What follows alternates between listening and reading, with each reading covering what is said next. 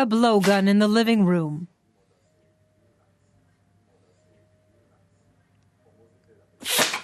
Outside in the woods, the weapons have fallen silent. Croatia is at peace, and fighters like Sasha are no longer needed. The field compass used to come in handy, but those days are over now too. The war veteran Sasha Gorgona sits at home, a pensioner at the age of 40, since the end of the Yugoslav war 17 years ago. Croatia, meanwhile, is about to become the 28th EU member state, but that doesn't interest Sasha. He's got other worries. Here, he says, I have to take all this just to keep going. This is a sedative, this is an antidepressant, etc., etc. I still have problems coping with the effects of the war, and I can't get by without the drugs.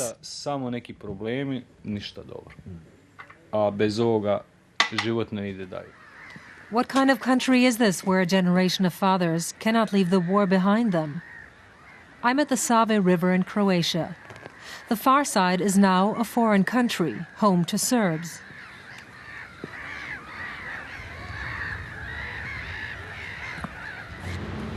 Every morning, Sasha takes his dog Caesar for a walk to stay in shape.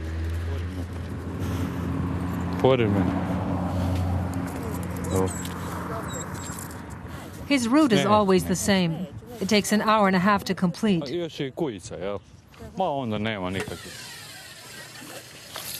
could have immigrated to Australia, but all he ever learned was to fight for Croatia. A patriot through and through, he decided to stay in the country he loves. I like the people here and the landscape, and I love this country and the sea, and I love our Slavonia.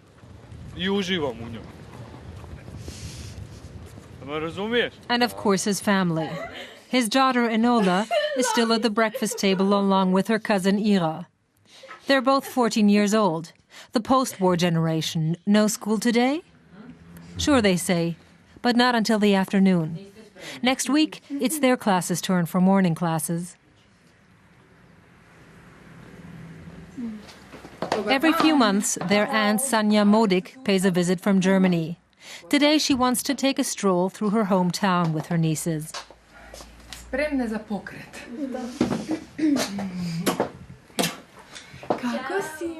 Enola's mother, Alisa, has an interview for a job as a seamstress. One of the big talking points in recent days is the increase in sales tax from 23 to 25%. The girls complain that everything has got more and more expensive in the last few years. For example, a bottle of Coke in the cafe, says Enola. It used to cost 5 kuna, then 7. Now it costs 12 kuna. And Ira adds, nearly €2 for a little bottle. Sanja Modic, their aunt, wants to go to the market like she used to do when she lived here. Her nieces reluctantly tag along. For teenagers, this is the stuff of yesteryear. The only reason they go along is to please their aunt.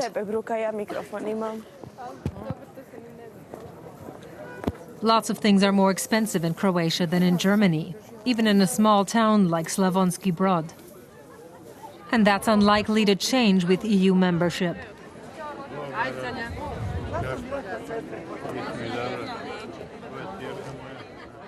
Our geography teacher is dead against the EU, Ira tells her aunt. It will mean tighter controls on our vineyards. Our sugar factories here in Slavonia will go bust, as will our salt mines. And there will be even more people out of work.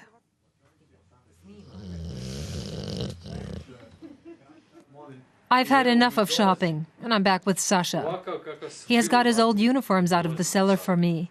He wore them in the war against Serbia in the early 1990s. Sasha is one of hundreds of thousands of war heroes on state pensions in Croatia. But many of them have secured their pensions by means of forged documents. That means all veterans are eyed with suspicion.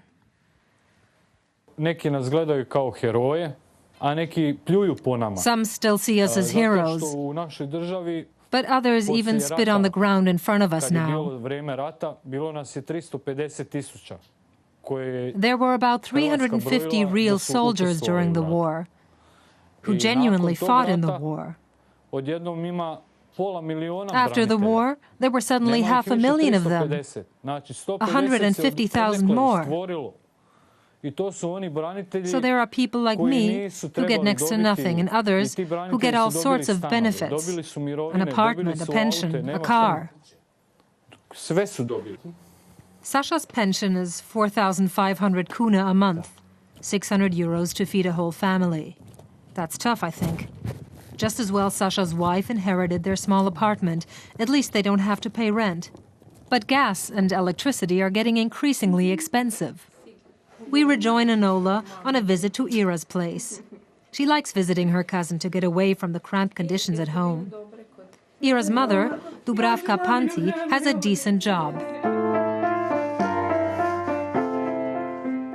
Ira's grandfather was a well-known conductor.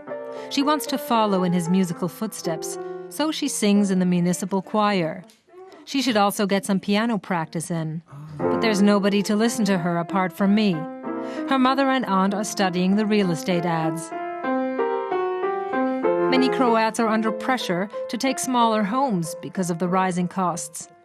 Dubravka's apartment is big, which makes it harder to sell.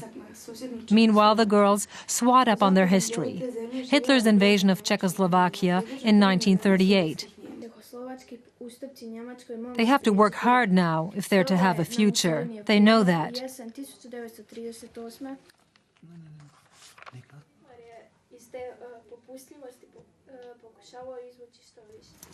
Then Dubravka takes me to work with her. So far, she has survived the transition from socialism unscathed. The textiles factory where she works was bought up by an Italian businessman 10 years ago. Dubravka used to work here for the equivalent of about 400 euros. But she's been promoted to management and now earns about 1,200 euros a month. That's a good salary by Croatian standards. Now that she's in management, she has to justify pay cuts for her old colleagues. It's a tough balancing act. I want to know what will change after EU accession. Dubravka invites me to meet her boss. Francesco Gargano says he will have time for just a moment. It's shift change time, and he's got to sort something out first. He is amazed at Croatia's achievements for a country of just 4 million people. I must say that I'm very satisfied because here in Croatia the workers have an efficiency and a quality of work that are the same that we had in Italy 10 or 20 years ago. I would say even better because we had great results here. And I would say the negative effects of the crisis in Europe are already felt here, already gave their negative effects, their negative consequences here. And I think that now it can only improve when there will be improvement in the west of Europe. But the entrance itself in the European Union does not affect, does not worsen the situation at all. This stretch of land will be the EU's outer border come accession next year. Sasha has taken me to the border river. It's quite possible that this will be their last carefree summer here. Croatia will have to police the border closely.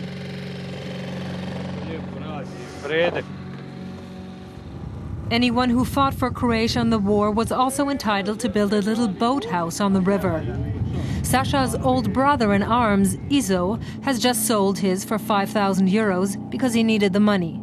The boathouses are where they go to get away from it all. They all know each other. They still despise the Serbs on the other side of the river. Like a gypsy. Not like a gypsies, they are gypsies.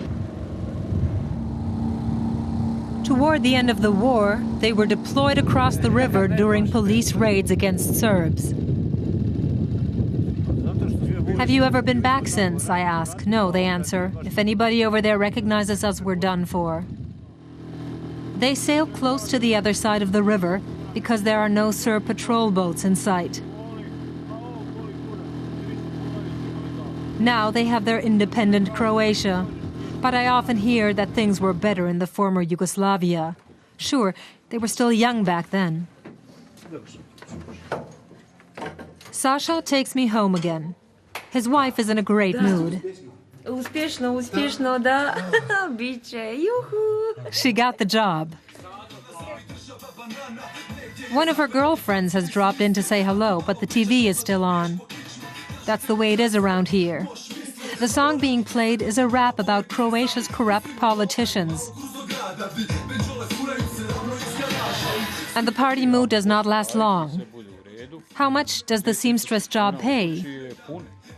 Things will improve if she starts working, says the man of the house.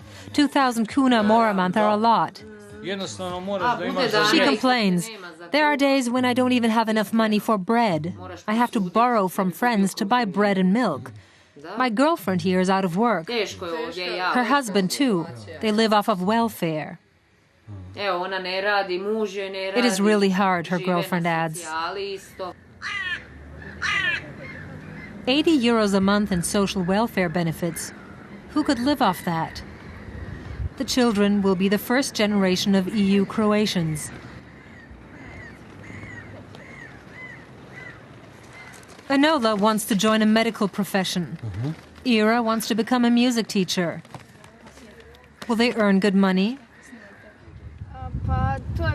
No, they say. Does anybody earn good money here? Chemists, perhaps, or doctors, not nurses, and certainly not teachers.